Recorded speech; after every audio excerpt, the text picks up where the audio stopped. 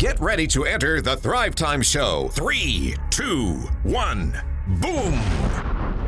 All right, Thrive Nation, welcome back to the conversation. On today's podcast, I had a unique opportunity to interview the NBA Hall of Fame basketball player and my dear friend, David Robinson. And I asked David a bunch of hard-hitting questions about specifically, how do you manage difficult people? I mean, if you have an office where you have, 3 people, 4 people, 5 people or more, you probably are dealing with a cantankerous personality.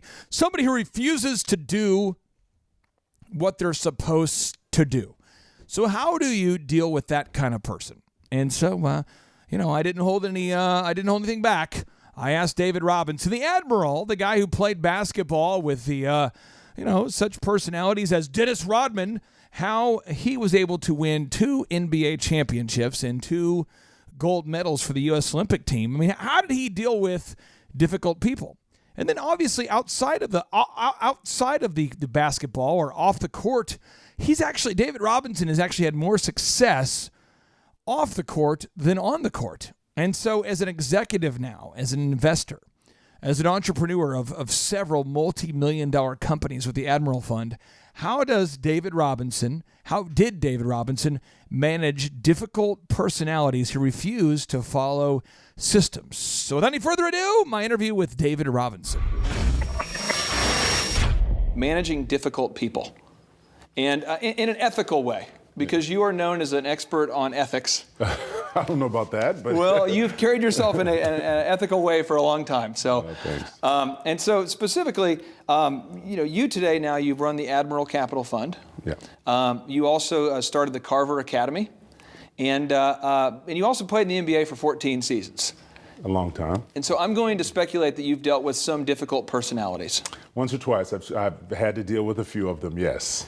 Now, I don't know if you've ever, in the heat of the moment, when you encounter those, you have strong Christian values. But what's the mindset that you bring into those conflicts?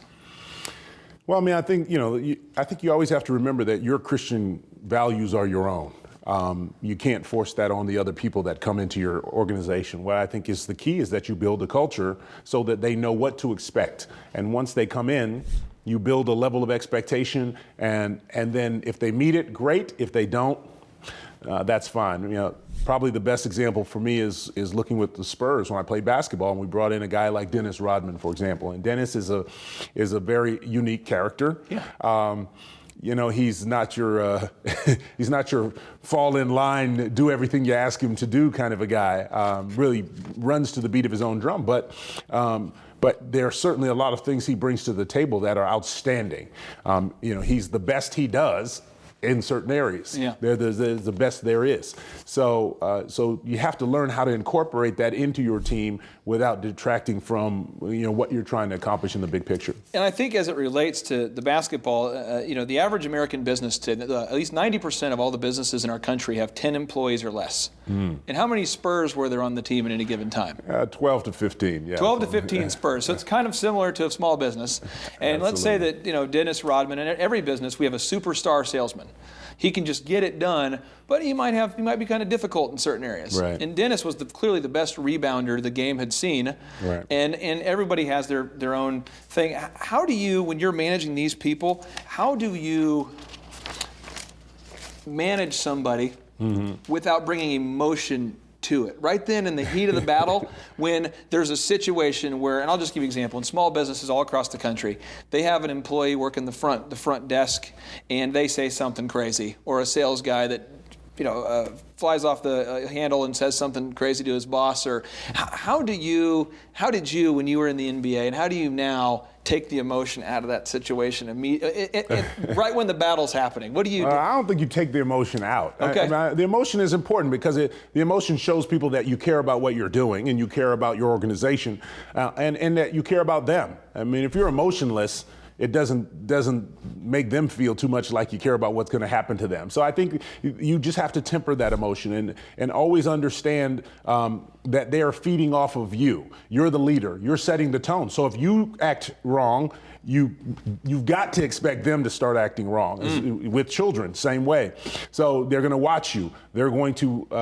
You're the one that's going to set that tone for that office. So when you deal with it, be full of passion. Passion for your job, passion for your company, your organization, passion for the task at hand. People appreciate that. And if you get upset, we could do that on the basketball court. I could get upset with somebody and get in their face, but it was never personal. And I think that's the key. Don't make it personal. Don't make it, I don't like you, I don't like what you do. Make it, this is not helpful for where we are going. And if you don't get on board, you will not be going with us. So you're more focused on the performance than the actual person.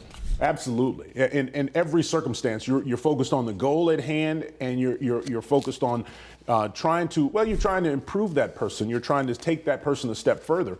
But at the same time, we have a big picture, and if you can't catch up or you can't run with us, then you need to go run somewhere else. Well, now you were known, when you played, as being a high character guy.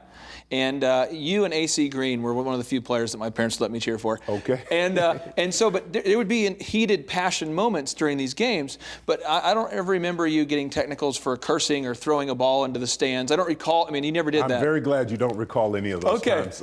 So, I mean, we all lose our cool. We all, there are times when we make mistakes, but people understand that. Yeah. And as long as you're strong enough to be able to go back and say, look, I'm sorry, that was not right.